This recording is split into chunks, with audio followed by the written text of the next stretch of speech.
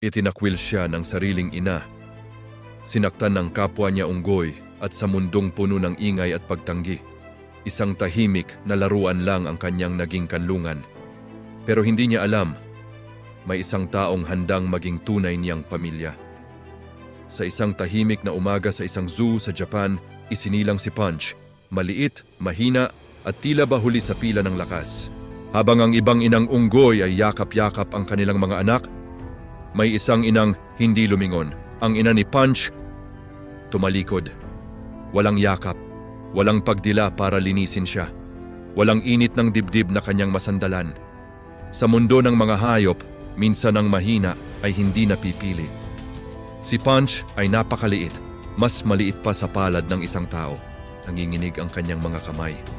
Hindi pa niya kayang humawak ng maayos. Kung hindi siya nakita agad ng mga tagapag-alaga, maaaring hindi na siya umabot ng kinabukasan. At doon pumasok ang isang tao sa kanyang kwento. Ang pangalan niya ay Kenji. Isa siyang zookeeper na matagal nang nagtatrabaho sa zoo. Tahimik, maingat, at may pusong tila balikas na marunong mag-aruga. Nang makita niya si Punch na nakahiwalay at malamig ang katawan, agad niya itong pinulot. Maingat. Para bang hawak niya ang pinakamarupok na bagay sa mundo. "Daijubu, okay ka lang!" Bulong niya habang tinatakpan si Punch ng maliit na kumot. Hindi maintindihan ni Punch ang mga salita, pero naramdaman niya ang init. Si Kenji ang nagpainom ng gatas sa bote. Si Kenji ang gumigising tuwing gabi para tiyaking humihinga pa si Punch. Si Kenji ang unang naging yakap sa buhay niya. Ngunit kahit may pag-aaruga, may kulang pa rin.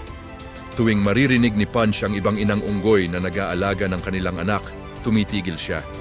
Nakatingin lang, tahimik, may mga sugat na hindi nakikita ng mata. Isang araw, may dinalang malaking stuffed toy ang isa sa mga staff.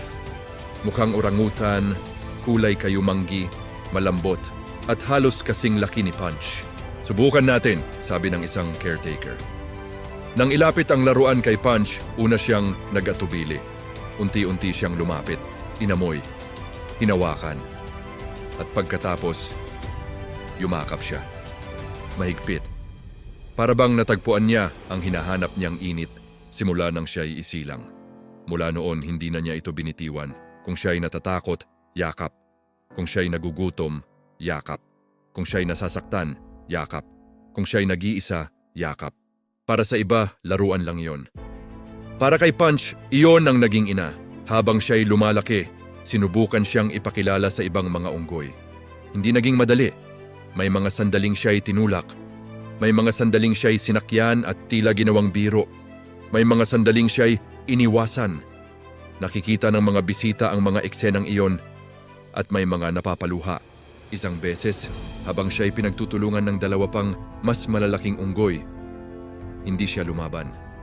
Hindi siya nanakit pabalik. Gumapang siya palayo at hinanap ang kanyang laruan.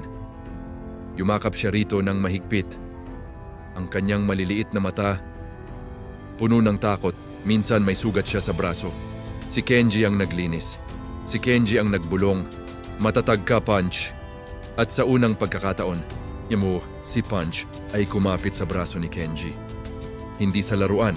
Araw-araw kapag papasok si Kenji sa enclosure, si Punch ang unang lumalapit. Hindi dahil may dala siyang pagkain, kundi dahil kilala niya ang hakbang, kilala niya ang amoy, kilala niya ang presensya. May mga sandaling si Kenji ay uupo lang sa labas ng enclosure matapos ang trabaho. At si Punch, sa kabilang side ng salamin, ay uupo rin. Magkatapat, tahimik, parang may pag-uusap na hindi kailangang may salita. Isang gabi, nagkasakit si Punch. Mataas ang lagnat, nanghihina, hindi kumakain, hindi umuwi si Kenji. Buong gabi siyang nagbantay. Hinahaplos ang maliit na likod ni Punch habang nakayakap ito sa kanyang laruan. "Hindi kita iiwan," pulong niya. Sa madaling araw, bahagyang gumalaw si Punch. Dahan-dahan niyang inangat ang ulo at hinawakan ang daliri ni Kenji. Iyon ang unang beses na tila ba pinili niya ang tao kaysa sa laruan. Isang bisita ang nakakuha ng video. Makikita doon si Punch, nakaupo sa sulok, hawak ang kanyang stuffed toy, habang ang ibang unggoy ay naglalaro sa malayo. May sandaling siya'y tinulak at agad siyang bumalik sa kanyang laruan at yumakap dito. Ang video ay kumalat sa internet. Libo-libo ang nag-comment. Bakit parang tao ang sakit? Ang sakit sa dibdib. Kahit hayop, kailangan ng pagmamahal. May mga nagpadala pa ng sulat para kay Punch. May mga batang gumuhit ng larawan niya. Ngunit sa lahat ng atensyon, iisa lang ang mahalaga kay Punch. Kapag dumarating si Kenji, isang araw may batang unggoy na bagong lipat sa enclosure. Mas maliit, mas tahimik. Lumapit ito kay Punch. Hindi siya tinulak, hindi siya sinaktan. Tumingin ito sa laruan ni Punch at saka dahan-dahang yumakap sa kanya. Hindi agad gumanti si Punch, parang natatakot pa ring masaktan. Ngunit makalipas ang ilang segundo, niyakap din niya pabalik, maliit na sandali, pero napakalaking hakbang. Unti-unti natutunan niyang maglaro, hindi na lang sa tabi, hindi na lang sa sulok. At minsan, iniiwan niya ang laruan sa tabi, sandali lang. Pero dati, imposible iyon. Habang lumalaki si Punch, napansin ni Kenji na mas matapang na siya. Mas nakikihalubilo, mas hindi agad sumusuko. Isang umaga, pumasok si Kenji at nakita si Punch na hindi hawak ang laruan. Nasa tabi lang ito. Si Punch ay nakikipaglaro sa dalawang ibang unggoy. Napangiti si Kenji. May kaunting lungkot, pero mas maraming saya. Lumapit si Punch sa kanya pagkatapos at sa harap ng maraming bisita, yumakap siya sa binti ni Kenji. Hindi sa laruan, hindi sa hangin, sa tao. Yung parang sinasabing, "Salamat!" Ang kwento ni Punch ay hindi lang kwento ng isang unggoy. Ito ay kwento ng mga batang itinakwil, ng mga pusong nasaktan, ng mga taong pakiramdam nila, hindi sila sapat. Minsan, ang laruan sa buhay natin ay isang kaibigan. Minsan, isang kapatid. Minsan, isang guro. Minsan, isang taong hindi ka iniwan nung gusto mo nang sumuko. At minsan, tayo rin pala ang magiging Kenji sa kwento ng iba. Hindi mo kailangan maging perpekto para magligtas ng isang puso. Kailangan mo lang manatili. Ngayon, gusto kitang tanungin, sino ang naging laruan mo sa mga panahong ikaw ay wasak? At sino ang naging Kenji sa buhay mo?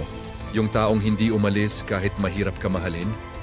Kung may taong gusto mong pasalamatan, i-comment mo ang pangalan niya. Kung ikaw ay minsang nasaktan ngunit patuloy na lumalaban, i-like at i-share mo ang kwentong ito para may iba ring makaramdam na hindi sila nag-iisa. At kung nais mo pang makarinig ng mga kwentong nakakaantig, nakakaiyak at nagbibigay pag-asa, mag-subscribe ka na. Dahil tulad ni Punch, ang pusong minsang nasugatan ay maaari pa ring matutong magmahal muli.